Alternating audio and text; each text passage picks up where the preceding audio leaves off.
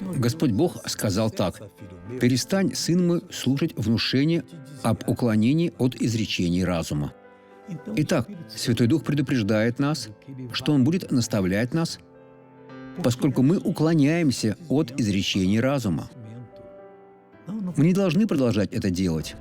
Нужно перестать. Изречение разума от Бога нужно принимать с радостным сердцем. Или вас не волнует, как сложится ваша дальнейшая жизнь? Меня волнует. Я хочу подвязаться добрым подвигом, совершить течение и сохранить веру, чтобы получить венец правды. Посмотрите на этого благословленного человека. Моя проблема заключалась в следующем. Когда я наклонялся во время работы, я чувствовал прострелы в спине. Но теперь все прошло. Сегодня я пришел сюда с твердой верой.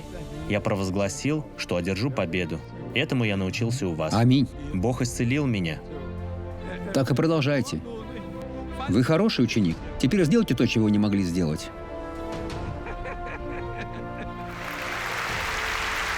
Благодарю. Теперь я помолюсь с вами, Отец. Многие нуждаются в освобождении.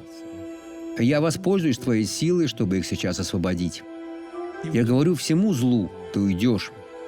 Ты обратишься в бегство.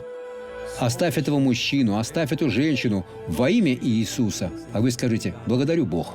Аминь.